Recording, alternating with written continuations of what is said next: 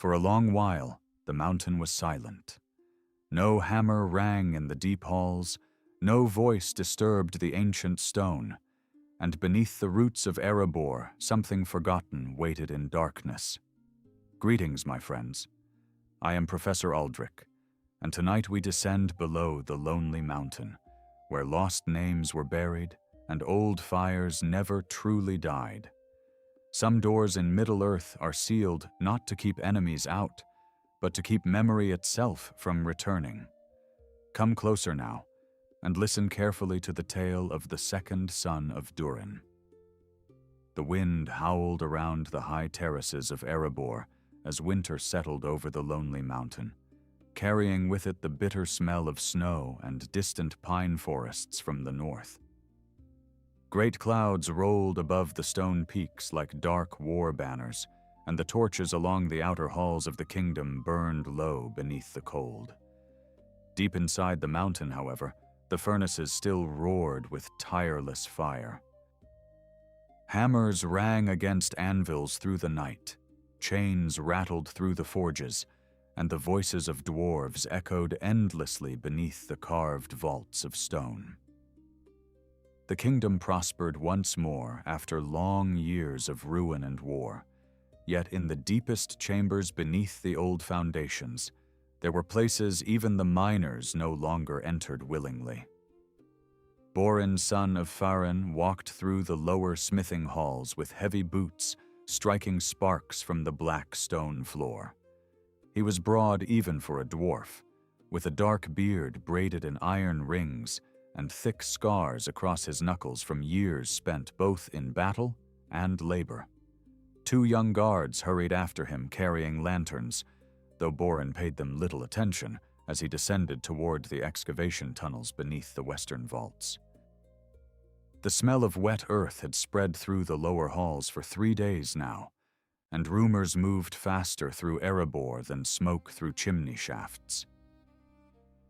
Miners whispered that old doors had been uncovered far below the roots of the mountain, doors that had not seen torchlight since before the coming of Smaug. "You took your time coming down," growled Fundar, the overseer of the miners, as Borin entered the excavation chamber. The old dwarf stood beside a cracked pillar with soot covering his beard and sleeves, and his eyes carried the sharp unease of a man who had seen something he could not explain. Around him, dozens of workers stood silent, with picks lowered at their sides. No hammer struck stone. No voices carried through the chamber. Even the furnace carts waiting near the rails had gone cold. Borin noticed at once how every lantern in the hall seemed dimmer near the broken wall at the far end of the chamber. "What frightened hardened miners into silence?"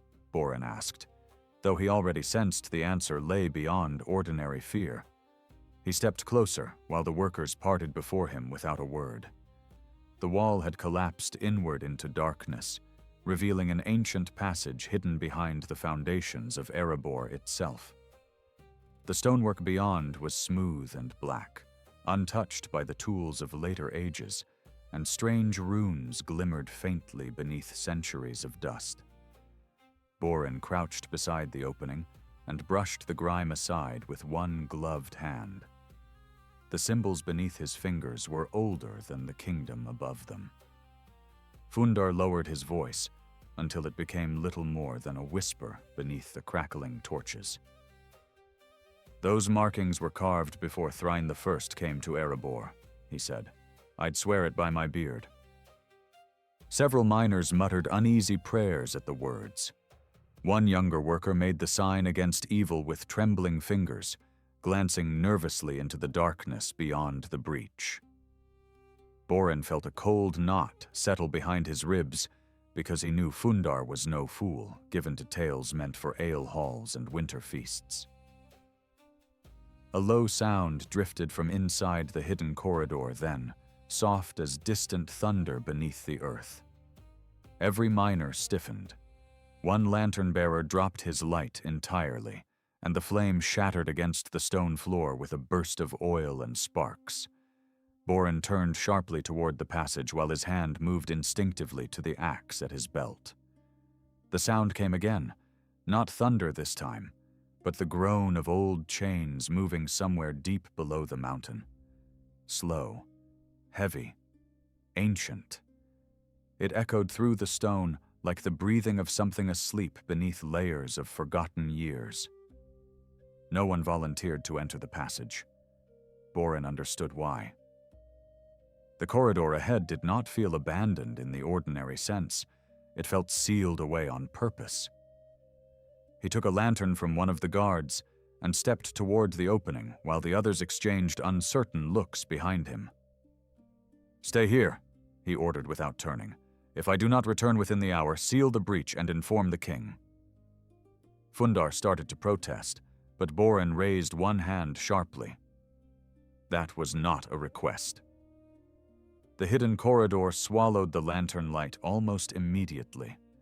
The ceiling arched high above him, carved with ancient geometric patterns worn smooth by age and dampness. Water dripped steadily from unseen cracks overhead, each drop striking the floor with hollow echoes that traveled far into the dark. Borin advanced slowly, his boots crunching over black dust untouched for centuries. More runes appeared along the walls as he descended deeper beneath Erebor, and though he recognized fragments of the old Kuzdul script, much of it belonged to an older hand than any he had studied in the libraries above. The air grew warmer the farther he walked. That troubled him more than the darkness. Erebor's deepest tunnels should have carried cold underground winds at this depth, yet heat rose from below in slow breaths, like air escaping from hidden furnaces. At last, the corridor widened into a circular chamber supported by enormous pillars shaped like crowned dwarven kings. Their faces had been defaced deliberately, their eyes carved out long ago with brutal force. Borin lifted the lantern higher and saw deep grooves across the floor, as though something massive had once been dragged through the chamber toward the south. Then he saw the coffin. It rested upon a raised platform of black stone at the center of the chamber, longer and broader than any sarcophagus Borin had ever seen. Thick chains wrapped around it from end to end, each link etched with protective runes. The stone itself gleamed dark green beneath the lantern light, polished smooth despite the centuries. Borin approached cautiously while the strange warmth in the chamber pressed heavier against his skin. He could smell ash now beneath the damp earth, faint but unmistakable, as if old fire still lingered nearby. At the foot of the coffin stood a single stone pedestal. Upon it rested a metal crown, broken clean through the center. Borin froze when he recognized the symbol worked into the shattered iron, the emblem of Durin's line itself. Above it, carved deep into the pedestal in ancient Kuzdul, were words so old that he had to sound them silently within his mind before understanding came. When he finally grasped their meaning, the blood drained from his face. "Here lies Narvi Durinul, second son of Durin, sealed beneath oath and stone. Let none wake him, lest the fire below awaken with him." Borin stared at the inscription, while unease crawled slowly through his chest. Every dwarf child knew the names of Durin's descendants, recited proudly beside the furnace fires of their fathers. There had never been a second son named Narvi. No songs spoke of him, no records mentioned him. Yet the runes before Borin were no forgery. They were ancient beyond doubt, cut by hands from an age when the mountains themselves had still been young. A sudden metallic crack shattered the silence behind him. Borin spun around as one of the enormous chains wrapped around the coffin snapped apart and crashed onto the stone floor. The sound thundered through the chamber with terrifying force. Dust burst from the ceiling above, and somewhere deep beneath the earth came a low roar like distant fire waking in its sleep. The lantern flame in Borin's hand flickered violently as heat rolled upward from cracks in the floor. Then, slowly, another chain began to tighten and strain across the surface of the coffin, while something inside shifted ever so slightly beneath the stone lid. Borin stumbled backward as the second chain groaned under terrible strain, the iron links screeching across the stone coffin like claws dragged over bone. Dust rained from the vaulted ceiling while the chamber trembled beneath his boots. For one long moment he could not breathe. The heat rising from the cracks in the floor had become fierce enough to sting his face, and the stale air of the buried hall carried the bitter smell of sulfur from somewhere far below. He tightened his grip on the lantern and forced himself to stand still, though every instinct screamed at him to flee back toward the upper tunnels. The chain suddenly relaxed with a violent snap, and silence rushed into the chamber once more. Borin listened carefully. Nothing moved now except the distant dripping of water and the faint hiss of steam rising through hidden fissures beneath the floor. He stepped cautiously toward the coffin again, watching for the slightest movement. The stone lid remained sealed, yet fresh cracks now ran along its edges where none had been before. He lowered the lantern closer and saw that the ancient runes carved into the chains had begun to fade, as though time itself had finally consumed their strength. A deep voice echoed from the tunnel behind him. "Move away from it, lad, unless you've grown eager for an early grave." Borin turned sharply, his axe half drawn, before recognizing the bent figure approaching through the corridor. It was Durin the Lore Master, older than nearly any living dwarf in Erebor, his beard white as mountain snow and braided with silver clasps worn smooth by age. He leaned heavily upon a carved staff of black oak, yet his eyes remained sharp beneath thick brows. 2 royal guards followed him carrying heavier lanterns, their faces pale with fear. "You should not have come alone," Durin muttered as he entered the chamber, though there was little anger in his voice. His gaze fixed immediately upon the coffin, and Borin saw the old dwarf's expression darken with something deeper than surprise. It was recognition. Durin moved closer with slow, careful steps, studying the ancient runes across the stone while the guards remained near the tunnel entrance, unwilling to approach farther. "By the halls of Mahal," he whispered at last, "I prayed these tales were buried forever." "You know this name?" Borin asked quickly. "Narvi Durinul. There are no records of him in Erebor." Durin remained silent for several moments before answering. The old dwarf reached down and brushed trembling fingers across the broken crown, resting upon the pedestal. "There were records once," he said quietly, "but some truths are cut from stone because kings fear what follows them." His voice echoed strangely in the chamber, swallowed by the heavy darkness surrounding the pillars. Borin frowned. "You speak in riddles." Durin gave a tired sigh and turned toward him. "Because riddles are safer than truth in places such as this. Long before Khazad-dûm fell, before dragons came north, before even the kingdoms of men rose beside the sea, there were whispers among Durin's folk of a second heir, not the eldest son remembered in our songs, but another born beneath troubled stars. Narvi was said to be fierce even as a child.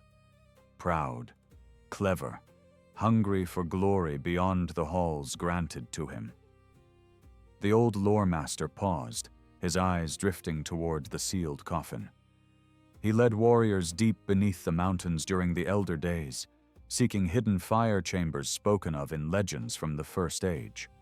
Some claimed he searched for weapons left behind after the fall of Morgoth. Others said he desired a kingdom no rival could ever threaten. Durin's voice lowered further until Borin strained to hear him. Then one year he vanished. Every dwarf who followed him disappeared as well. Soon afterward, all mention of his name was erased from the records of Durin's line. Borin stared at the cracked coffin, while unease settled deeper into his chest. And no one ever searched for him? Dwalin shook his head slowly. Oh, they searched. Entire companies descended into the roots of the mountains and never returned. After a time, the kings of Khazad-dûm sealed the lower roads and forbade all mention of Narvi. Some believed he had awakened nameless creatures beneath the earth. Others feared something worse. The old dwarf glanced toward the cracks in the chamber floor where waves of heat still pulsed upward. That he succeeded. A harsh horn blast suddenly echoed faintly through the tunnels above them. The guards near the entrance stiffened at once. Another horn answered from farther away, urgent and sharp. Borin's eyes narrowed. That came from the western mines, he said. Before anyone could speak again, the sound of running boots thundered through the corridor behind them. A soot-covered messenger burst into the chamber, gasping for breath, panic wide in his eyes. "Captain," the miner shouted, "orcs in the lower tunnels, hundreds of them." The words struck the chamber like hammer blows. Borin stepped forward instantly. From where? The miner swallowed hard. They came through the abandoned shafts beyond the western routes. Not raiders, organized warbands. They knew exactly where to strike. Fear crept into the miner's voice as he glanced nervously toward the coffin. And they were digging toward this place. Dwalin's face hardened beneath his white beard. Then they know what lies here. Borin cursed under his breath and turned towards the tunnel. "Seal this chamber immediately," he ordered the guards. "No one enters after us." Yet before he could leave, another deep rumble rolled beneath the floor. The entire chamber shook violently this time. Cracks spread across the stone platform beneath the coffin, glowing faintly red from within. One of the guards cried out and stumbled backward as heat burst upward in a sudden wave strong enough to extinguish 2 lanterns. Then came the sound. Not the groaning chains, not shifting stone. A voice. It was faint beyond reason, little more than a whisper carried through ancient cracks beneath the earth. Yet Borin heard it clearly in the black silence that followed. The language was Khuzdul, old and harsh, spoken with the heavy accent of the elder days. One sentence only drifted upward from the coffin. "Who sits now upon my father's throne?" The miner dropped to his knees in terror. One guard fled outright into the tunnel, boots clattering wildly through the darkness. Borin himself felt cold spread through his limbs, despite the unbearable heat filling the chamber. Dwalin closed his eyes briefly, as though hearing a nightmare made flesh. When he finally looked up again, the old dwarf's face had gone pale beneath his beard. "He lives," Dwalin whispered. "By all the fathers of our people, he lives still." Another horn blast echoed through the tunnels above, closer now, followed by the distant clash of steel and the screams of fighting dwarves. Borin forced himself back into motion. Fear or not, the kingdom above depended on him. He seized the broken crown from the pedestal and wrapped it quickly in cloth before turning toward the tunnel entrance. "We leave now," he said firmly. "The king must hear of this before the orcs reach the lower halls." Dwalin hesitated beside the coffin, staring at the ancient chains, as if struggling against memories older than Borin could understand. At last the old lore master nodded grimly and followed. Together they hurried back through the buried corridor while tremors continued to ripple through the stone beneath their feet. Behind them, far back in the hidden chamber beneath Erebor, another chain slowly snapped apart in the darkness, with the sound of iron breaking after ages of strain. The upper halls of Erebor rang with alarm bells by the time Borin and the others emerged from the hidden passage beneath the western mines. Dwarves rushed through the torchlit corridors carrying shields, axes, and bundles of arrows, while smiths abandoned their furnaces to join the defense lines forming near the lower gates. Thick smoke drifted through the stone chambers from burning oil poured into the narrow tunnels below. The sharp scent of iron and sweat filled the air, and somewhere far beneath the mountain came the steady echo of battle. Borin pushed through the chaos with Dwalin close behind him, both moving quickly toward the king's hall, while frightened workers pressed themselves against the walls to let them pass. A wounded guard staggered across their path near the northern stairwell, blood running dark down one arm beneath shattered mail. "The orcs came through the old shafts," he gasped as Borin caught him before he collapsed. "Not wild packs. They had maps. They knew the lower roads better than we did." His face twisted with confusion and fear. Some of them carried old signs carved into their armor, ancient signs. Borin exchanged a grim look with Dwalin. Orcs did not organize like this without a master guiding them, and no ordinary chieftain could have learned forgotten tunnels buried beneath Erebor itself. They reached the king's chamber at last, where armed guards already lined the great bronze doors. Inside, the hall blazed with furnace light reflected from polished pillars and golden carvings upon the walls. At the far end, beneath the carved throne of the mountain, sat King Dane Ironfoot, older now than in the songs sung after the Battle of 5 Armies, yet still broad and fierce beneath his heavy armor. His silver beard rested against a breastplate blackened from years of war, and his dark eyes remained sharp as forged steel. Several captains stood before him arguing loudly over troop movements and tunnel defenses. But silence fell the moment Borin entered the chamber, carrying the wrapped crown beneath one arm. "What news from the western routes?" Durin demanded, without rising. Borin stepped forward, removed the cloth bundle carefully, and placed the broken iron crown upon the stone floor before the throne. Every voice in the hall died instantly. The old king stared down at the relic while something unreadable crossed his face. Not surprise, recognition. Several elder dwarves near the throne exchanged uneasy looks and lowered their eyes. "You know what this is," Borin said quietly. Durin leaned back slowly upon the throne, one gloved hand tightening around the armrest. "I know what it was meant never to become again," the king answered after a long silence. The hall remained utterly still, except for the distant trembling of war drums echoing through the mountain. Dwalin stepped forward beside Borin, his old voice heavy with exhaustion. "The chamber has opened, my king. The seals are failing." He hesitated only briefly before adding, "And the one beneath them still lives." A low murmur spread through the captains gathered in the hall. Some cursed beneath their breath, while others made old protective signs against evil.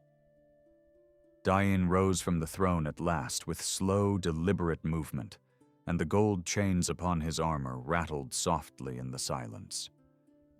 "Clear the chamber," he ordered. "Only the captains remain." No one argued. Within moments the hall emptied, until only a handful of trusted warriors remained beneath the towering pillars of Erebor. The king descended the steps of the throne and stopped beside the broken crown. "My grandfather told me of this before he died," Durin said quietly, though his voice carried clearly through the vast chamber. "A secret passed from king to king and hidden from the rest of our people." He looked toward Borin then, studying him carefully. Narvi Durinul was indeed the second son of Durin's line, though not in the way the old songs speak of heirs. He was born during the darkest years of the Elder Wars when the shadow of Morgoth still lay upon Middle-earth. Dain's gaze drifted toward the distant ceiling, as though seeing another age beyond the stone. Narvi was mighty even among our ancestors. He conquered orc strongholds beneath the mountains while still young and dreamed of building a kingdom greater than Khazad-dûm itself. Yet pride grew in him like rot beneath iron. He believed Durin's folk should rule all the deep places of the world.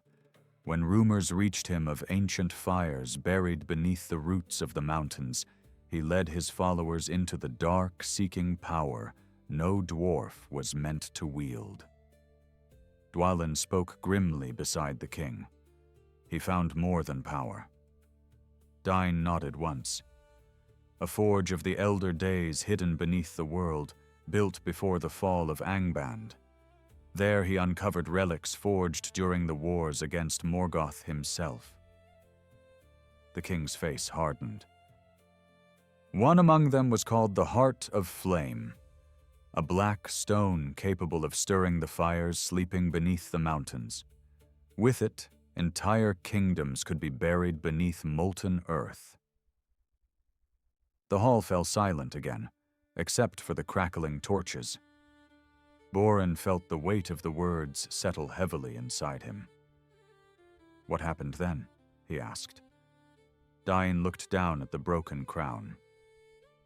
Narvi believed the heart would make him king above all dwarves, but the deeper fires twisted him. His mind darkened. His followers turned savage.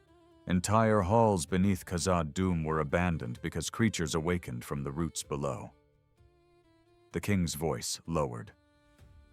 At last, Durin himself marched against his own son. The battle lasted 7 days beneath the mountains. Narvi's kingdom was destroyed, his name erased, and he was sealed alive beneath Erebor, where none would ever seek him. Borin stared at him in disbelief. Alive? Dain's eyes met his without wavering. The blood of Durin runs strange and long. Some among our line endure beyond ordinary years. Yet even so, none believed he could survive this long. Dwalin grimaced. Unless the fires sustained him. The old lore master looked suddenly older than ever beneath the furnace light. If the seals are breaking now, then something beneath the mountain has awakened alongside him. A horn blast echoed again through the halls, louder this time, and followed by distant screams. One captain hurried toward the king and dropped to one knee. The lower western gate has fallen, he reported breathlessly. The orcs are pushing toward the inner mines. Another guard entered moments later with even worse news. Scouts report banners among them, he said. Black banners marked with the old rune of Narvi. Every face in the chamber tightened. Borin felt cold settle beneath his skin, despite the heat of the great hall. Then the orcs serve him, he said. Dain gave a grim nod. Or serve whatever he has become. The king turned toward a massive stone table carved with the tunnels beneath Erebor. Listen carefully now, all of you. If Narvi escapes the depths and reaches the Heart of Flame again, Erebor will not survive. Neither will the kingdoms around us. One captain slammed a mailed fist against the table. Then we bury the lower halls and crush him beneath the mountain. Dwalin shook his head sharply. You cannot bury what already knows the roots beneath the stone. He built kingdoms there while your ancestors still wandered homeless after Smaug. Another tremor rolled faintly through the hall, as if the mountain itself agreed. Dust drifted from the carved ceiling high above them. Dain's gaze settled finally upon Borin. You entered the chamber first. You heard him speak. The young captain nodded slowly. The king studied him for several long seconds before speaking again. Then you will lead the company sent below. Several captains protested at once, but Dain silenced them with one raised hand. This task requires warriors, yes, but also those not yet burdened by the old fears of our fathers. He pointed toward the western depths carved upon the stone map. You will descend through the forgotten roads beneath Erebor, find Narvi before the orcs bring him fully into the world again, and destroy the heart of flame if it still exists. The weight of the command settled heavily upon Borin's shoulders. He glanced toward the distant lower tunnels where battle still echoed faintly through the stone.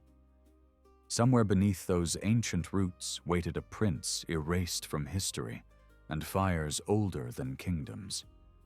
Yet Borin straightened slowly and rested one hand upon the axe at his belt. "When do we leave?" he asked. King Dain's answer came without hesitation. "Before the mountain wakes completely."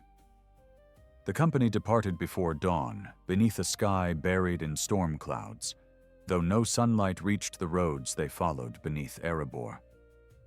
Borin led the way through the lower gate, with 20 chosen dwarves marching behind him, in heavy mail darkened against torchlight. Some were veterans from the Iron Hills, who had fought orcs since youth, while others came from the guard companies of Erebor itself, silent, hard-faced warriors carrying axes broad enough to split armor and bone alike. Dwalin traveled among them wrapped in thick gray furs, despite the growing heat beneath the tunnels, his old hands resting constantly upon the carved staff he carried. No songs accompanied their march. No boasts rose among the warriors. The deeper roads swallowed such things quickly.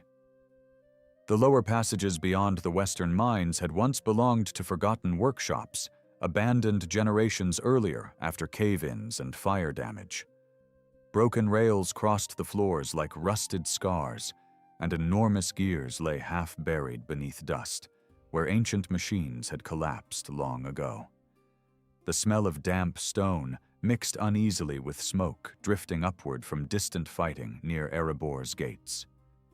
Borin studied every corridor carefully, while the company advanced in tight formation. Several times he noticed strange marks freshly carved into the walls beside the older runes of the dwarves. Thin black symbols shaped almost like claws.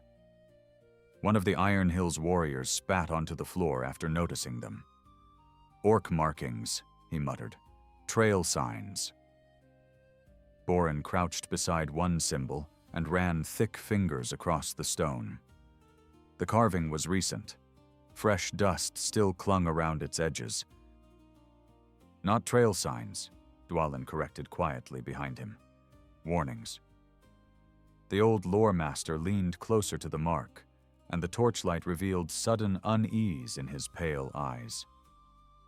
"This rune means fire below. The orcs are frightened."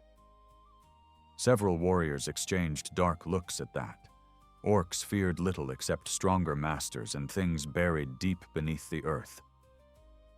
Borin rose slowly and motioned the company onward.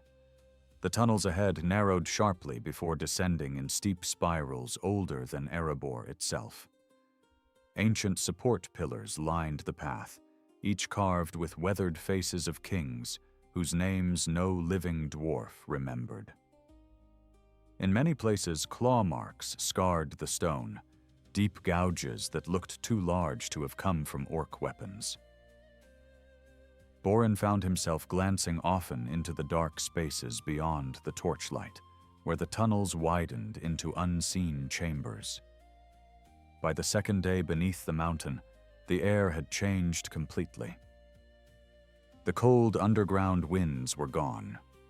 Warm currents flowed steadily upward from below, carrying ash and the faint scent of burning oil. Sweat ran beneath the armor of every dwarf despite the depth of the tunnels. Even the stone beneath their boots sometimes felt warm to the touch. No one spoke much anymore. The deeper they descended, the more the mountain seemed alive around them. That evening, the company reached an ancient gate built directly into the mountain wall.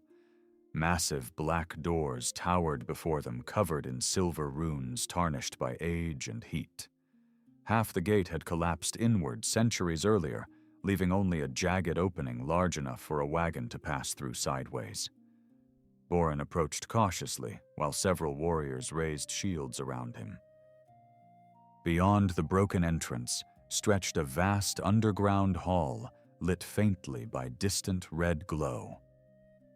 The chamber beyond stole the breath from every dwarf present.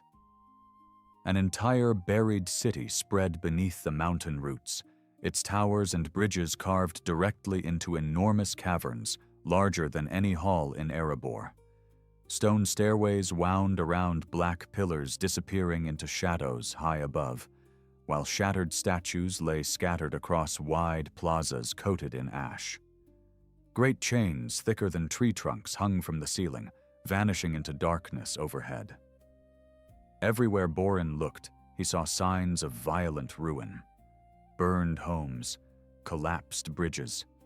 Long cracks split the streets open where dull red light glowed from molten depths far below. "By Durin," one warrior whispered beside him. Dwalin stood motionless near the broken gate, staring into the buried city with hollow eyes. "Keled Zaram," he murmured softly.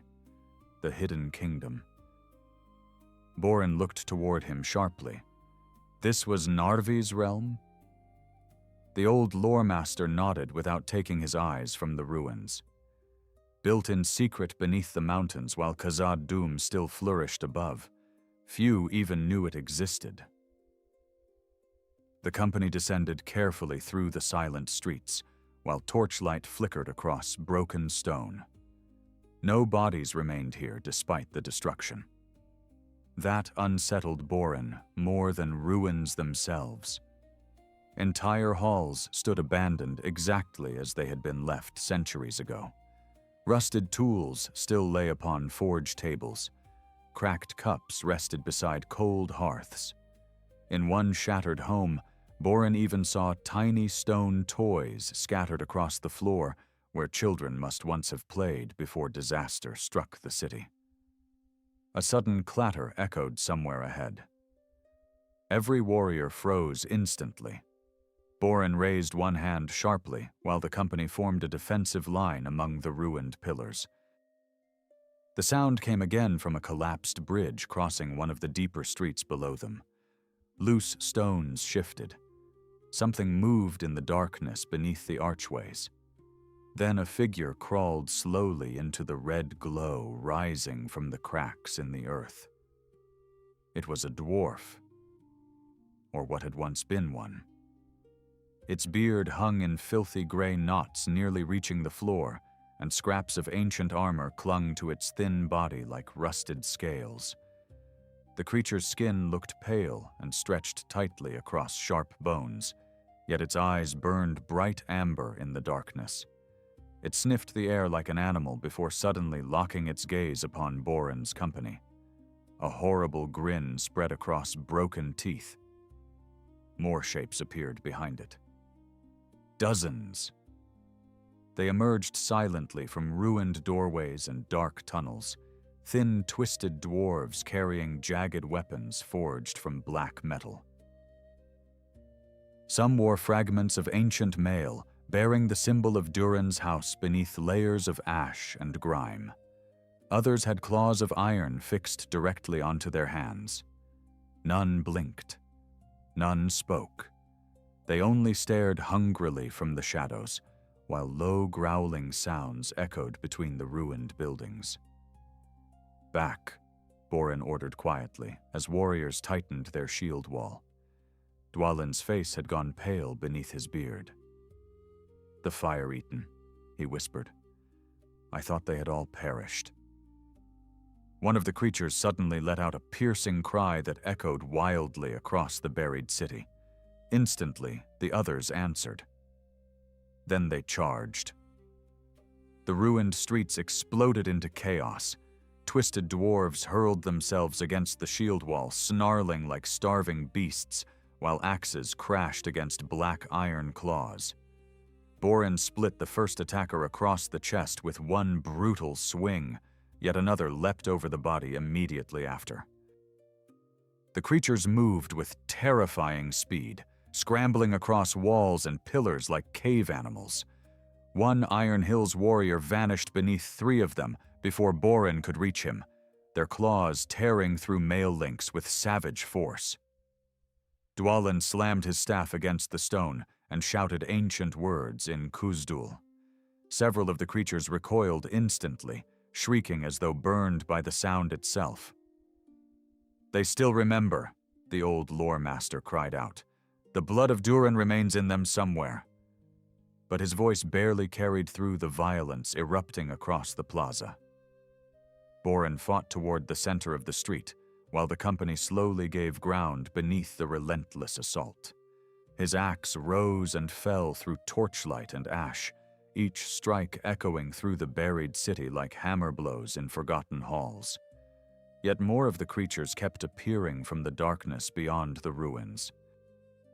Scores of glowing eyes watched from broken windows and tunnels high above the streets. Then, suddenly, every fire-eaten stopped. The creatures froze exactly where they stood. Some crouched upon walls. Others remained locked against dwarven shields with claws raised mid-strike. Silence swept across the ruined city so quickly it felt unnatural. Even the distant crackling from the molten fissures below seemed to fade. A deep horn sounded somewhere far beneath the streets. The fire-eaten immediately dropped to their knees. Borin turned slowly toward the sound, while unease tightened through every muscle in his body. Far across the buried city, beyond collapsed towers and glowing cracks in the earth, a single bridge of black stone stretched over an immense chasm. Upon that bridge stood a lone figure wrapped in dark robes trimmed with ancient silver armor. Tall for a dwarf. Broad-shouldered despite age, motionless beneath the red glow rising from the abyss. Though impossible at such distance, Borin could feel the figure watching him. Then the stranger slowly lifted one hand toward the company, and the fire-eaten bowed their heads lower in absolute obedience.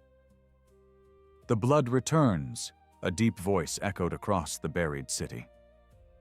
And Borin realized with cold certainty that the second son of Durin had been waiting for them.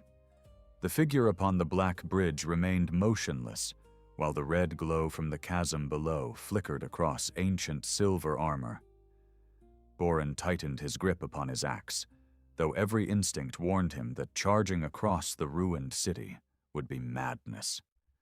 Around the company, the fire-eaten stayed kneeling in perfect silence with heads lowered like servants before a king. The stillness unsettled Borin far more than the battle had. Moments earlier, those creatures had torn through armored warriors like starving wolves, yet now they waited without a sound for a single command from the distant figure above the abyss. "You know him?" Borin said quietly beside Dwalin, without taking his eyes from the bridge. The old lore master swallowed heavily before answering. "No," he murmured, "but I know the crown he wears." Borin narrowed his gaze. Beneath the hooded shadows surrounding the figure's face, faint silver glimmered above his brow. A broken crown repaired with black iron, the same crown Borin had carried from the sealed chamber beneath Erebor. Somehow the sight of it resting upon living flesh sent cold unease crawling beneath his armor. The deep voice echoed again across the buried city, calm and heavy as stone shifting beneath mountains. "Leave this place, children of the upper halls. You walk roads sealed before your fathers were born." The words carried effortlessly through the cavern despite the distance. Borin noticed several warriors glance uneasily toward him. There was no madness in the voice, no growling rage or twisted hunger. The speaker sounded ancient, weary, and utterly certain of his authority. Borin stepped forward into the center of the ruined street. If you are truly of Durin's blood, he called back loudly, then come speak before your kin instead of hiding in shadows. The figure stood silent for several moments. Far below the bridge, molten fire rolled slowly through the depths, casting waves of heat upward through the abyss. Then the stranger began descending the far stairway with slow, measured steps. The fire-eaten parted immediately to clear a path. As the figure approached through the ruined streets, Borin saw more details emerge beneath the shifting torchlight. The stranger's beard hung long and dark silver nearly to his waist, braided with rings blackened by age. Ancient armor covered his body from throat to boots, though cracks ran through the metal where heat itself seemed to have scorched the steel. His face looked old beyond reckoning, yet strangely untouched by weakness. Hard lines marked his features like weathered stone cliffs, and his eyes burned faint amber in the darkness, exactly like those of the fire-eaten surrounding them. Narvi Durinul stopped only a few paces from Borin's shield wall. The ancient prince studied the company carefully without fear or haste. Borin forced himself not to look away beneath that terrible gaze.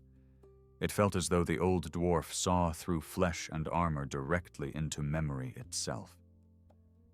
At last, Narvi's eyes settled upon Dwalin. "You carry the scent of Khazad Dûm," he said quietly, long after its fall. Dwalin straightened, despite visible unease. "And you carry the stench of the deep fires," the lore master answered. "Long after your death should have claimed you." Something almost like amusement crossed Narvi's face. "Death came often to these halls," he replied, "but not for me."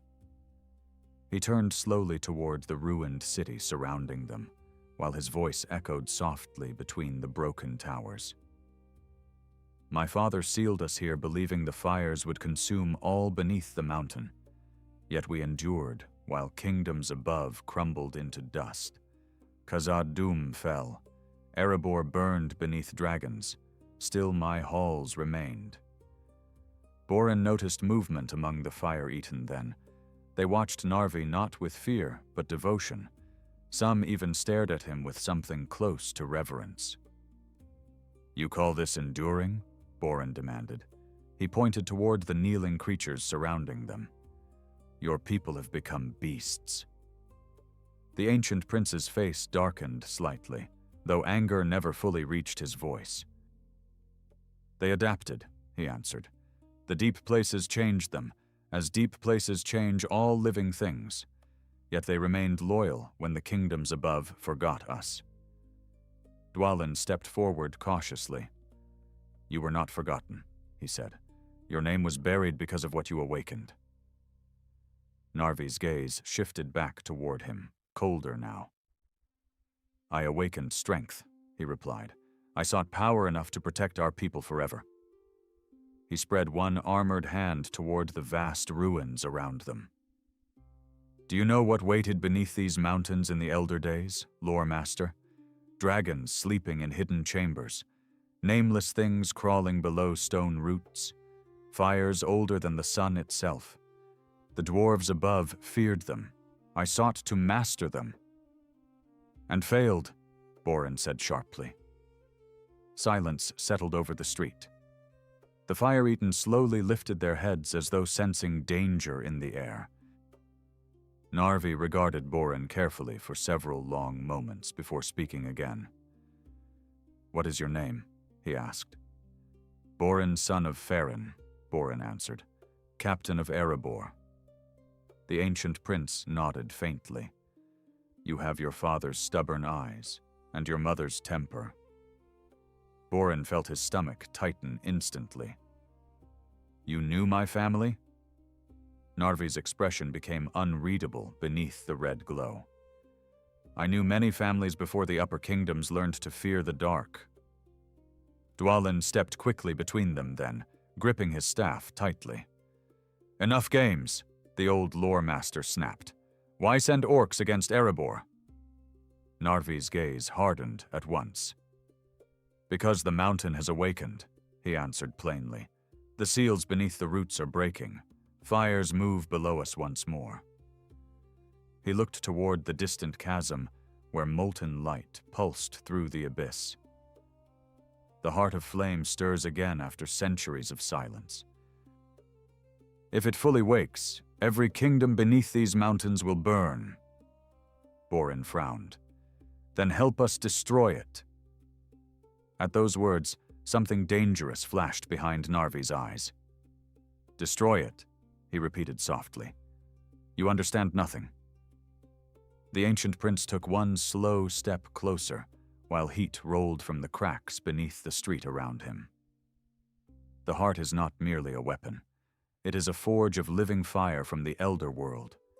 With it, the dwarves could reclaim every lost hall beneath Middle-earth. Khazad-dûm could rise again stronger than before. Erebor would become only the beginning. And what price comes with that power? Dwalin demanded. Narvi's silence answered enough. Far above them, a distant rumble rolled through the mountain. Dust drifted from ruined towers while molten light brightened suddenly within the fissures below. Several fire-eaten hissed uneasily and looked toward the deeper tunnels beyond the city. Narvi turned sharply toward the abyss, and for the first time, Borin saw genuine concern touch the ancient prince's face. It wakes faster than before, Narvi muttered quietly to himself. Before anyone could speak again, a scream echoed somewhere across the buried city. One of the rear guards shouted in alarm. Borin spun instantly toward the northern ruins, where shadows now moved rapidly between collapsed buildings. Not fire-eaten this time. Larger shapes. Armored. Dozens of them. Orcs burst from the darkness with black shields raised high and spears glinting red beneath the molten glow. More poured onto the surrounding rooftops carrying bows already drawn. Their armor bore the same clawed rune Borin had seen in the upper tunnels. Yet these orcs moved differently from ordinary raiders. They advanced in disciplined ranks with grim purpose, surrounding both the dwarves and the fire-eaten alike. One massive orc captain stepped forward beneath a jagged iron helm crowned with bone spikes, his yellow eyes fixed immediately upon Narvi. Then the creature dropped to one knee. "The lower gate has fallen, Lord," the orc growled. "The path to Erebor opens." Borin's blood ran cold. The orcs were not hunting Narvi. They were serving him willingly. For several heartbeats, no one moved. The ruined city stood frozen beneath the red glow of the abyss, while orcs filled the surrounding streets in tightening ranks. Their armor clattered softly as they settled into formation, black shields locking together with practiced precision. Borin counted far more than a wandering warband. Hundreds at least waited beyond the nearest ruins, perhaps thousands hidden deeper in the tunnels beneath the city.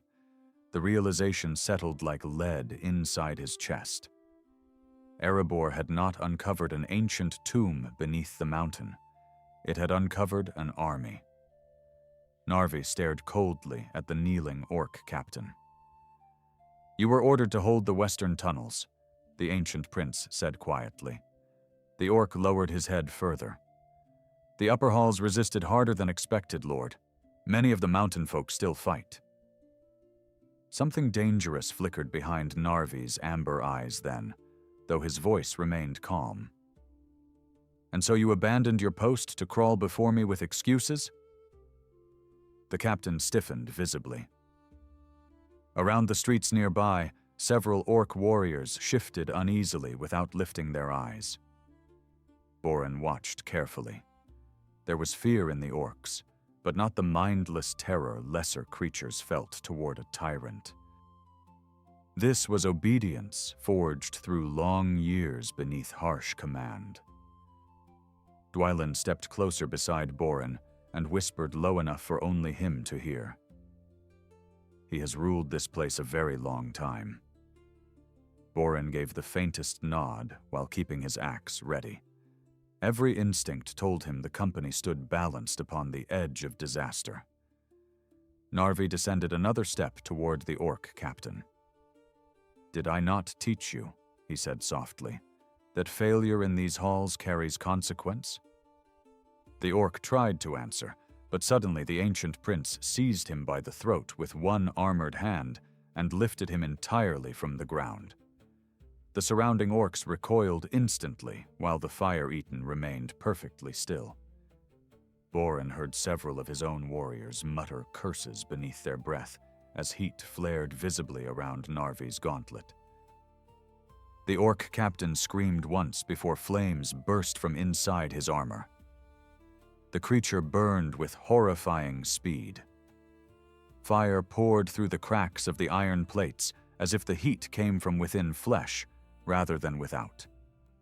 The smell of scorched meat filled the ruined street, while the orc writhed helplessly in Narvi's grip. Then the prince simply released him. The blackened corpse struck the stone and collapsed into glowing ash almost immediately.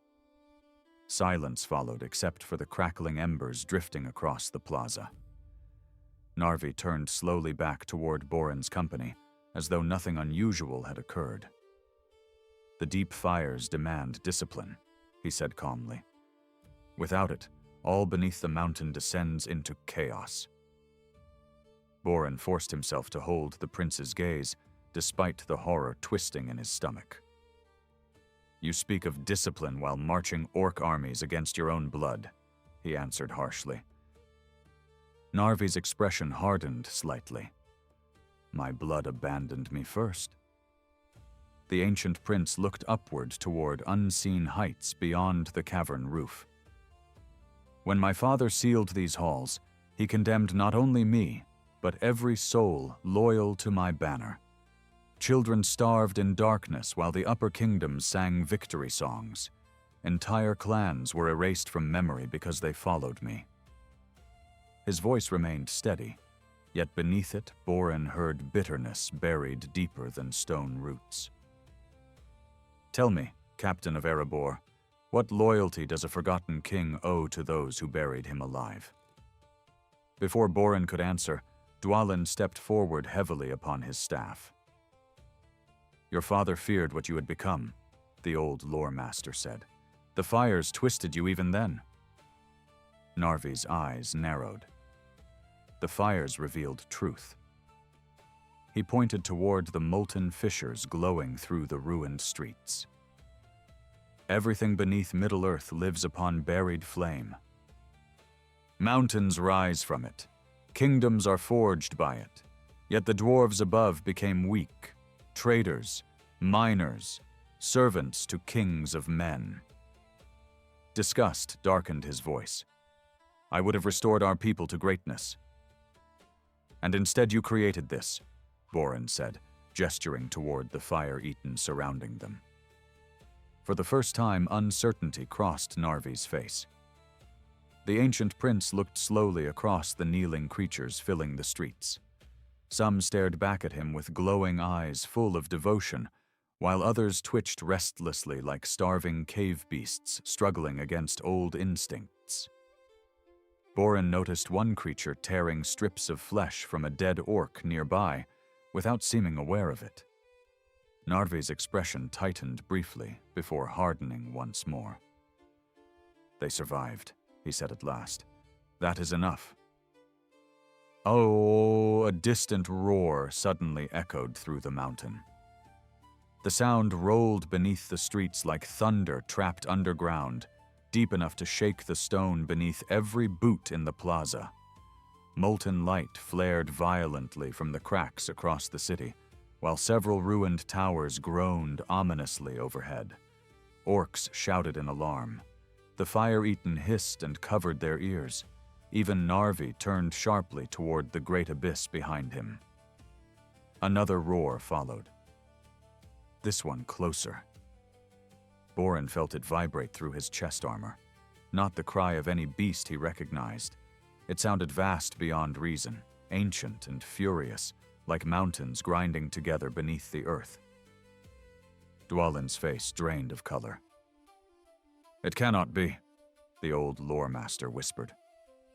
Narvi looked toward the chasm with growing urgency. The lower chains are breaking, he muttered. Then his gaze snapped back toward Borin. You do not understand what lies beneath these halls. The heart of flame was never the true danger. The prince pointed toward the abyss where molten fire churned far below. Something sleeps beneath the forge, something older than dragons. The ground lurched violently. Several orcs lost footing as cracks burst wider across the streets, spilling waves of unbearable heat upward into the ruined city. One entire bridge collapsed into the abyss with a deafening crash. From below came the sound of immense movement through molten depths. Borin smelled sulfur suddenly thick in the air, along with another scent beneath it. Burned scales. Then a horn blast echoed from somewhere high above the city. Every head turned upward. Dwarven war horns answered from the upper tunnels leading toward Erebor. More horns followed immediately after, dozens together, accompanied by the distant clash of battle. Borin felt sudden hope rise inside him. Reinforcements. King Dain must have sent more companies below after losing contact with them. But Narvi reacted with fury. You fools, he snarled, the calm mask finally cracking from his face. They must not descend farther. The ancient prince rounded on the orc ranks instantly. Seal the upper roads, collapse every tunnel leading into the lower city. The orc captains obeyed at once, barking harsh commands while warriors scattered toward the surrounding passages. Borin stepped forward sharply. Those are our people above. Narvi seized him by the front of his armor with shocking speed and dragged him close enough that Borin could feel furnace heat radiating from his skin. The prince's amber eyes burned brighter now, almost molten within the shadows beneath his hood. If the lower seals break entirely, Narvi growled, every soul in Erebor will die screaming beneath fire. For one terrible moment, Borin believed him completely. Another roar erupted beneath the abyss. This time something answered it from far deeper below the mountain. A second voice, vast, ancient, hungry. And suddenly even the orcs looked afraid. The answering roar from beneath the abyss rolled through the buried city with such force that several towers cracked apart where they stood. Stone shattered across the streets while clouds of ash burst upward from the lower chasms. Orcs stumbled in panic. Even the fire-eaten shrank back from the fissures glowing across the ruined plazas. Borin felt the vibration pass through his bones like the heartbeat of some monstrous creature waking beneath the roots of the world. Far below, molten light surged brighter for a moment, and enormous shadows moved slowly through the fire. Narvi released Borin abruptly and turned toward the abyss again. For the first time since meeting the ancient prince, Borin saw uncertainty bordering on fear within his face. It should not be stirring yet, Narvi muttered under his breath. The chains below were meant to hold another age. Dwalin stepped beside Borin, gripping his staff so tightly his knuckles had gone pale beneath his beard. What did you bind down there? The old lore master demanded. Narvi remained silent for several moments, while the ruined city trembled around them. At last he spoke without looking back. During the Elder Wars, Morgoth bred many horrors beneath the mountains far from the sight of elves and men. Some perished after his fall, others fled into the deep places where even dragons feared to descend. His voice grew lower. Beneath the forge chambers, I found one chained within rivers of living fire, a creature born before the First Age ended. He finally turned toward them again, and Borin saw exhaustion older than kingdoms in his burning eyes. The heart of flame was forged to keep it sleeping. A cold silence followed those words. Borin glanced toward the abyss where waves of heat rolled upward through the shattered city. "And now the heart is failing," he said quietly. Narvi nodded once. "The fires have grown unstable for years. Earthquakes, collapsing tunnels, creatures fleeing upward from the deepest roots." Bitterness crossed his face. "That is why I sent the orcs toward Erebor. I needed the upper halls emptied before the mountain awakens fully." "You could have warned us," Borin snapped. "And would your king have listened?" Narvi answered sharply. "Would the proud lords of Erebor have abandoned their mountain because a forgotten exile spoke of ancient fire?" The prince gestured towards the surrounding ruins. "I have watched kingdoms repeat the same arrogance for centuries. Khazad-dûm ignored the warnings beneath its roots until Durin's bane rose from darkness. Now Erebor stands above another grave waiting to open." Another tremor shook the city. One of the towering bridges spanning the abyss cracked loudly before collapsing into molten depths far below. The distant horns from the upper tunnel sounded again, closer now, mixed with the thunder of marching boots. Borin's stomach tightened. Dwarven reinforcements were descending directly into danger they could not yet understand. Narvi heard them too. "You leave me little choice," the ancient prince said grimly. He turned toward a massive stairway descending along the side of the abyss. Black iron chains thicker than tree trunks hung beside it, disappearing into the fire below. "The heart must be reforged before the lower seals fail completely." Borin stepped forward immediately. "If that thing beneath the mountain wakes, we destroy the forge instead." Several warriors behind him growled agreement while raising their axes. Narvi's face hardened instantly. "Destroy the forge and the chains below collapse with it. The creature rises free. Entire mountains will burn." Dwalin studied the prince carefully, then asked the question none of them wished to voice. "What exactly sleeps beneath the forge?" The ancient exile hesitated for the first time since speaking with them. When he finally answered, even the orcs nearby lowered their eyes uneasily. "A fire drake," Narvi said quietly. "Older than Glaurung, one of the first." The words struck the company like hammer blows. Borin had heard ancient songs of the great dragons bred by Morgoth in forgotten ages, creatures large enough to break kingdoms beneath claw and flame. Yet those beasts belonged to legends from the Elder World. None should still live beneath Middle-earth after so many ages. Dwalin's face had gone ashen beneath his white beard. "Impossible," the lore master whispered. "The War of Wrath destroyed them." "Most," Narvi corrected grimly. "Not all." Before anyone could speak further, a violent explosion erupted somewhere high above the city. Stone rained from the cavern roof, while shouts echoed through the upper tunnels. One orc captain ran toward Narvi, dropping to one knee amid drifting ash. "The mountain folk have broken through the northern roads, Lord," he barked breathlessly. "Iron Hill's warriors lead them." Borin felt sudden relief at the news. If reinforcements had reached the city, perhaps they could still fight their way back to Erebor before disaster consumed the mountain. Narvi, however, looked furious. "Fools," he snarled. "Every battle weakens the foundations further." The prince rounded instantly toward Borin. "Listen to me carefully now. Your people must retreat from the lower halls before the forge ruptures entirely." Borin met his gaze stubbornly. "And trust the fate of Erebor to you?" Narvi stepped closer until only inches separated them.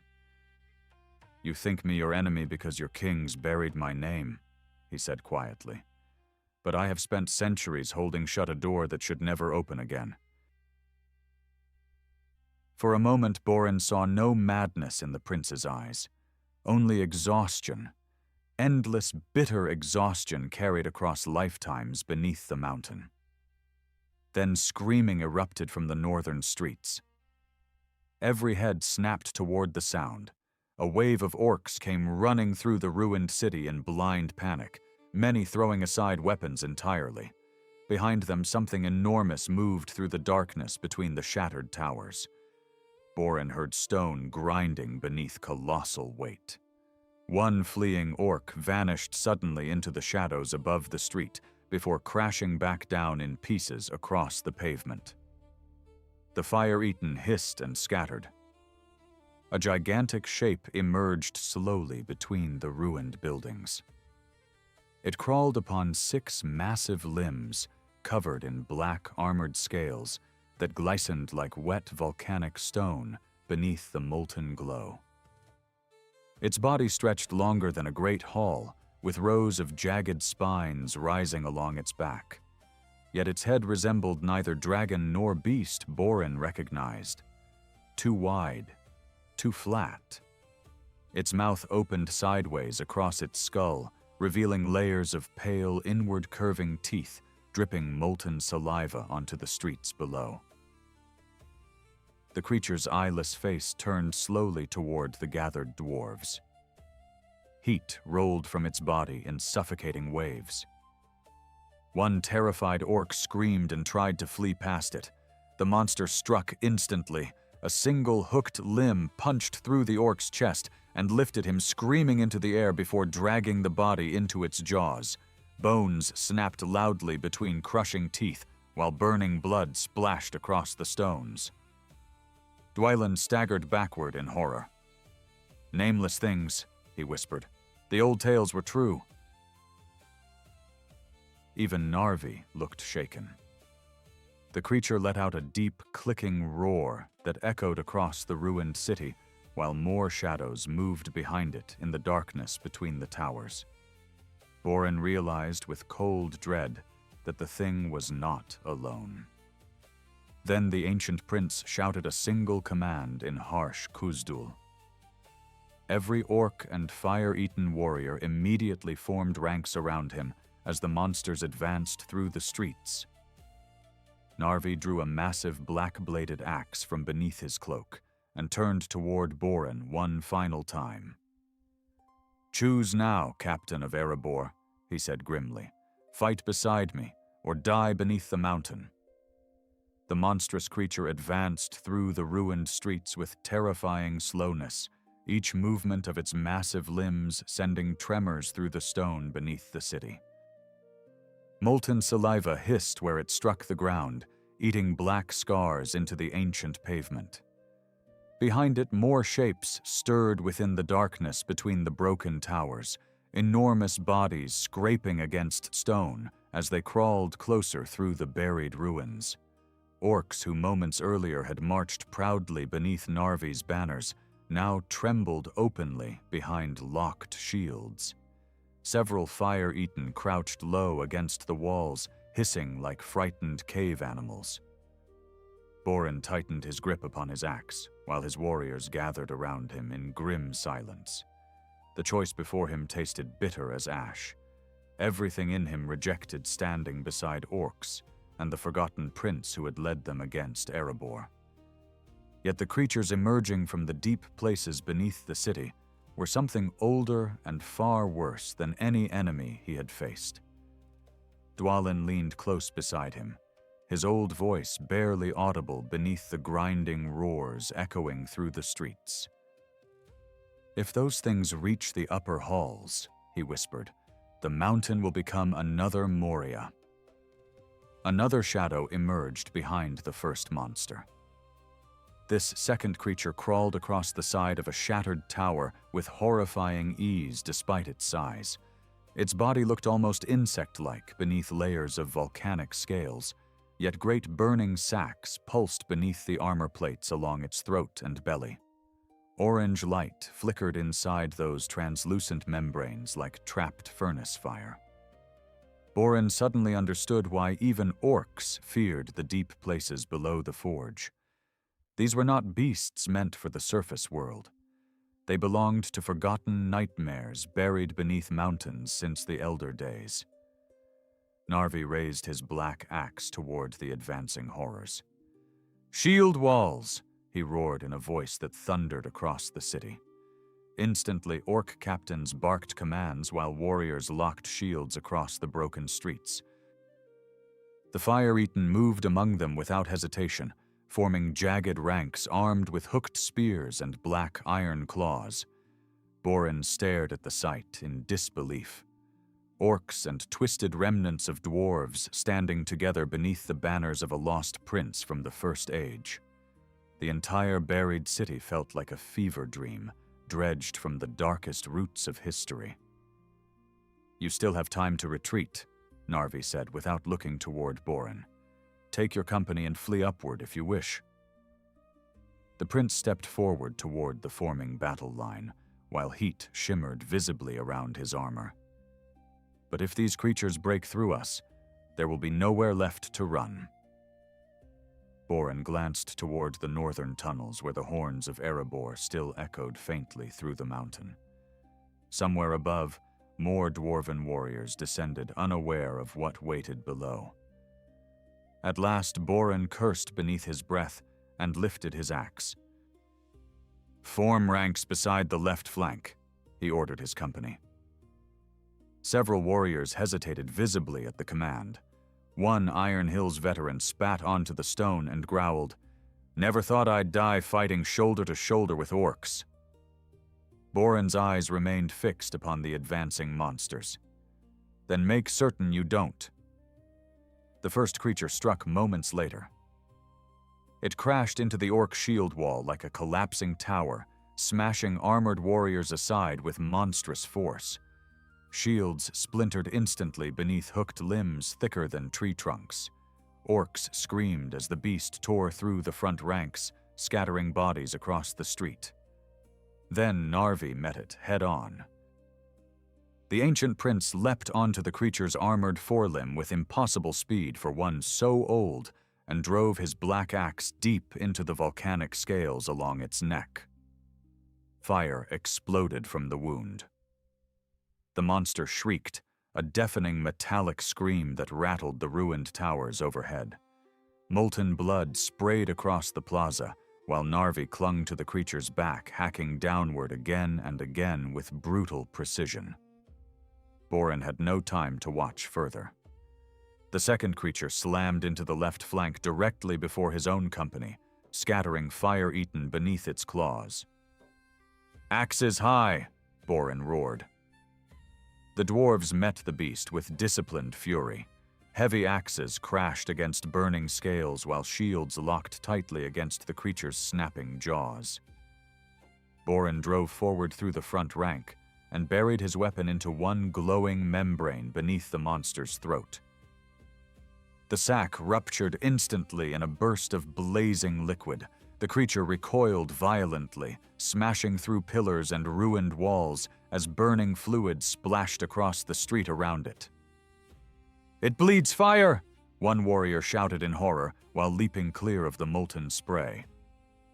Dwalin raised his staff and shouted ancient Kuzdul words over the chaos.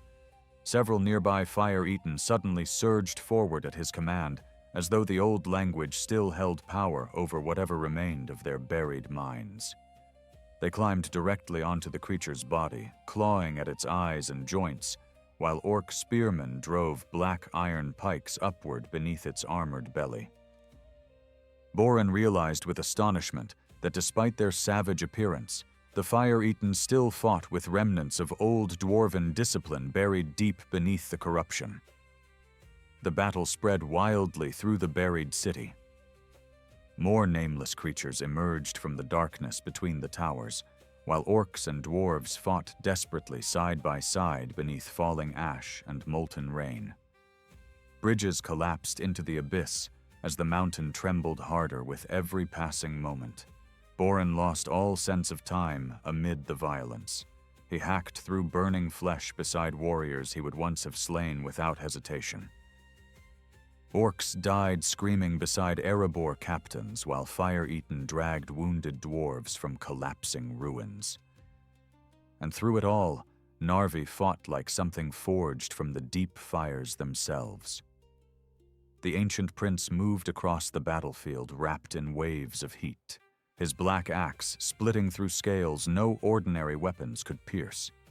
Flames burst from the cracks in his armor whenever he struck. Several times Borin saw him seize wounded creatures with bare hands, while fire engulfed both attacker and victim alike.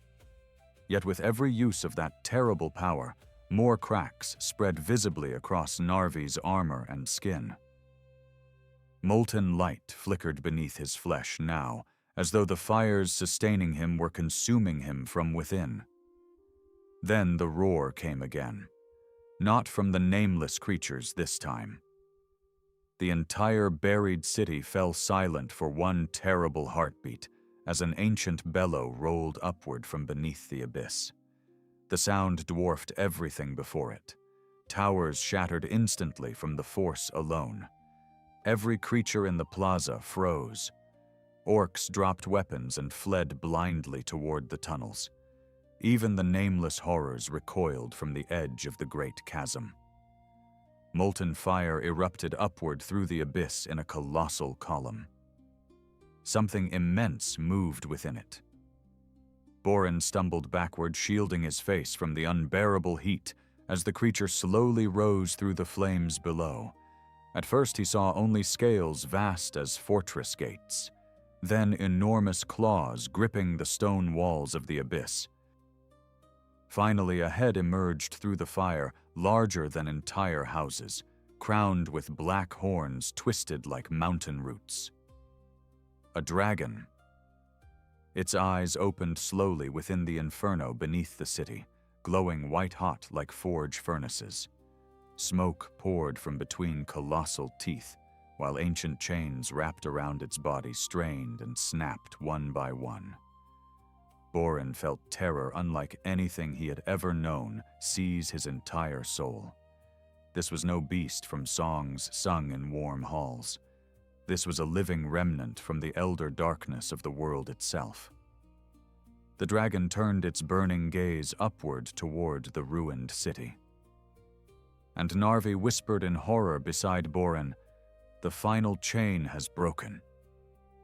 The dragon rose higher through the inferno beneath the abyss, and the buried city trembled like a dying thing beneath its weight. Ancient chains snapped apart around its body with deafening cracks, each broken link crashing into the molten depths below like falling towers. Heat flooded the ruined streets in suffocating waves that turned shields red hot and sent warriors staggering backward, gasping for breath. Borin had faced orc armies, cave trolls, and the fires of battle beneath the gates of Erebor, but nothing in all his years prepared him for the terror of seeing such a creature awaken beneath the roots of the world. Its scales looked black at first glance, yet molten veins pulsed beneath them like living cracks in volcanic stone. Smoke poured constantly from its nostrils in great rolling clouds, darkening the cavern roof far above the city. One enormous eye fixed slowly upon the gathered armies in the streets below. Borin saw intelligence there. Ancient, cruel intelligence older than kingdoms and races alike. This was no mindless beast dragged from a forgotten cave. It remembered the elder world. The dragon opened its jaws. A sound emerged unlike ordinary roaring. It came deep and low like mountains splitting apart beneath the earth. The force of it shattered windows throughout the ruined city and sent entire towers collapsing into the abyss. Orcs screamed and fled in every direction. Several simply threw themselves from bridges into the chasm rather than face the creature rising below them. Even the nameless horrors shrank backward into the shadows between the streets. Narvi stepped forward alone toward the edge of the abyss. The ancient prince looked impossibly small before the colossal creature towering through the fire below, yet he raised his black axe without hesitation. Molten light reflected across his cracked armor while flames spread beneath his feet through the broken stone. "Back to your sleep, Varkun," he thundered in ancient Kuzdul. "The forge still binds you." The dragon's burning gaze settled upon him slowly, and Borin saw recognition flicker within those furnace-bright eyes. Then the dragon laughed. The sound rolled through the cavern like grinding boulders mixed with furnace fire. Borin felt it in his chest more than his ears. Smoke burst from the creature's jaws as its massive head lifted higher toward the ruined city.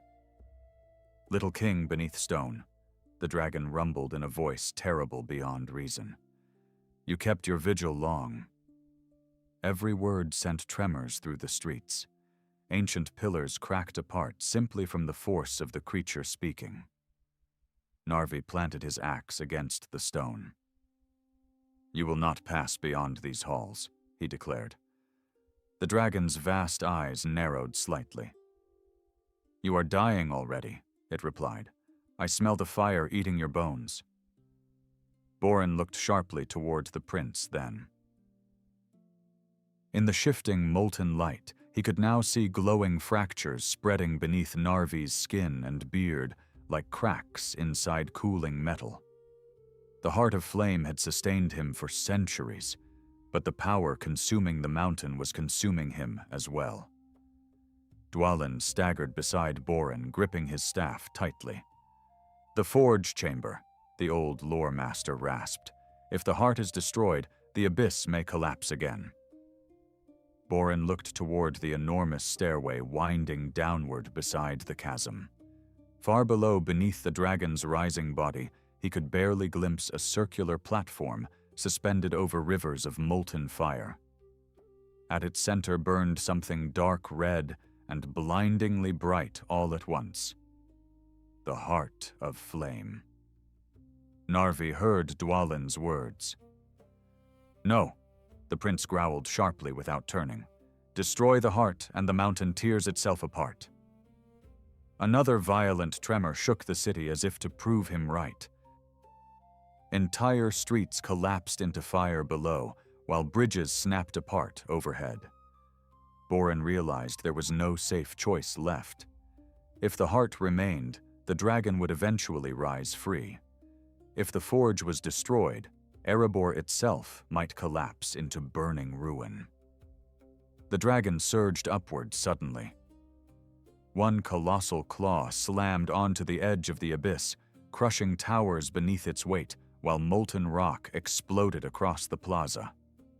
Warriors scattered screaming as the creature hauled more of its immense body toward the surface. Narvi charged instantly through the falling fire. Flames burst around him as he leapt directly onto the dragon's forelimb and drove his black axe deep between the scales. The dragon roared in fury. Fire erupted from its mouth in a blinding torrent that swept across the ruined city. Entire streets vanished beneath the flames. Orcs and fire-eaten alike burned where they stood.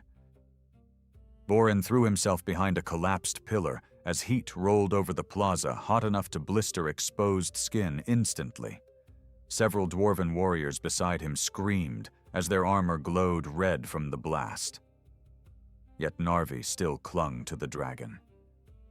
The ancient prince climbed higher across burning scales while molten blood poured from the wound he had opened.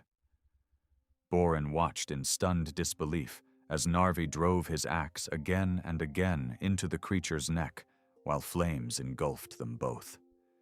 The prince looked less like a living dwarf now and more like a figure forged entirely from fire and cracked iron. "He's driving it back," one warrior gasped. But Borin saw the truth. Narvi was not winning. The dragon barely slowed, despite the terrible wounds. Each movement of its massive body shattered more of the city and widened the cracks spreading beneath the mountain. The ancient prince could hold it only moments longer. Borin looked toward the glowing forge platform far below the abyss. Then he made his choice. "With me," he roared toward the surviving warriors.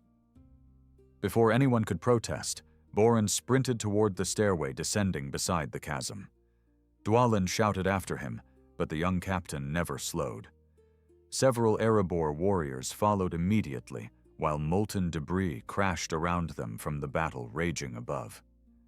The stairway shook violently beneath their boots as they descended toward the forge chamber below the city. The heat became unbearable the farther they climbed downward. Sweat poured beneath Borin's armor while smoke filled his lungs with every breath.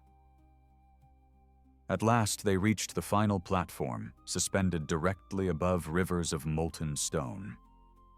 The heart of flame burned at its center atop a black iron pedestal taller than a man. It resembled neither jewel nor ordinary forge fire. Instead, it pulsed like a living heart wrapped in chains of molten metal, each beat sending waves of heat through the chamber. Borin approached slowly, despite the agony of the temperature around him. He could feel the power radiating from the artifact. Ancient, hungry, wrong. Behind him, the mountain shook harder than ever, while the dragon's roars echoed through the abyss above. Dwalin finally reached the platform, gasping for breath. "If you break it," the old lore master warned, "the entire lower city may collapse." Borin stared at the heart. Then he remembered the ruined streets above, the fire-eaten wandering through endless darkness, the orc armies gathering beneath the mountains, Narvi's lonely vigil beside a prison that should never have existed. All of it began here. "All this fire," Borin said quietly, "and still it gave the dwarves nothing but graves." He lifted his axe. The first strike cracked the black surface of the heart and sent a shockwave through the entire abyss. The second split molten chains apart in showers of blazing sparks.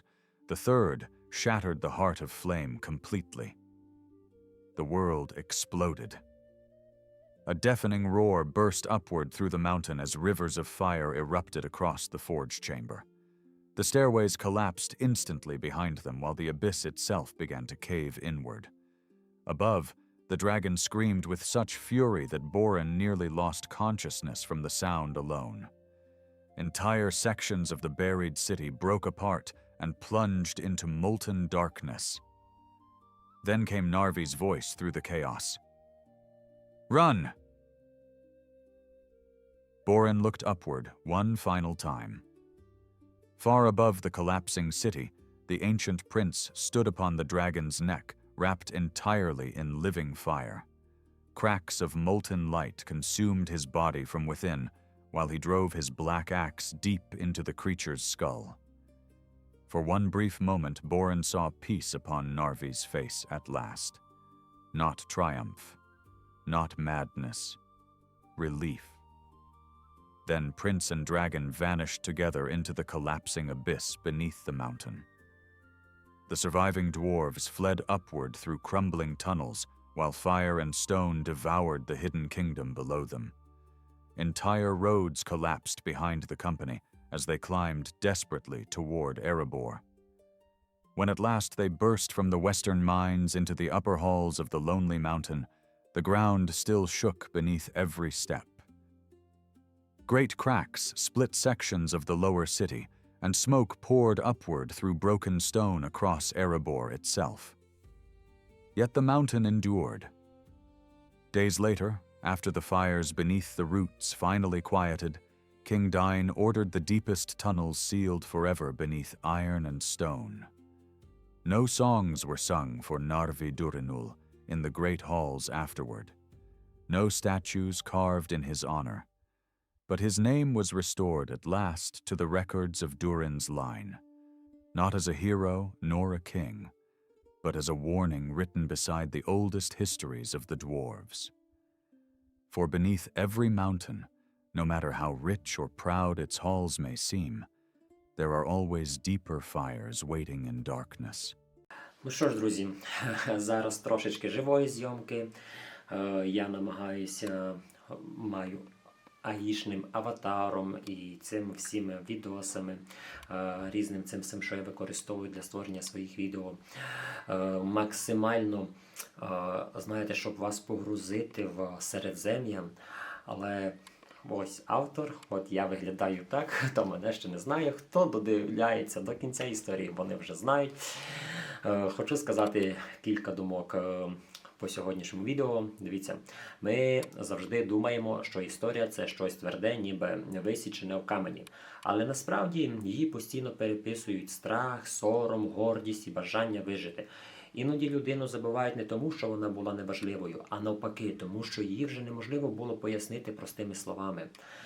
Мене завжди трохи лякає ця думка, те, що через 100 років від нас можуть залишитися лише якісь там чужі перекази, обрізані кути правди і чиєсь рішення про те, що варто пам'ятати, а що краще сховати під каменем. І, мабуть, найважче це не бути забутими, найважче бути пам'яттю, яку бояться повернути. І десь, знаєте, якесь виникає відчуття, що саме такі легенди, от такі, як творив професор Толкін, як я намагаюсь теж писати для вас от в такому дусі, вони, надіюсь, не будуть зникати остаточно. Вони просто чекають у темряві, поки хтось знову наважиться їх почути. І я дуже радий, що сьогодні мою роботу намагались почути ви. Хтось, може, намагався, хтось почув. Тому дякую всім за увагу. Надіюсь, я приніс для вас цінність, приніс для вас задоволення. Якщо вам це подобається, ставте подобайки, підписуйтеся на канал і пишіть свої думки в коментах внизу. Я намагаюся все читати, все лайкати і удосконалюватись. До побачення.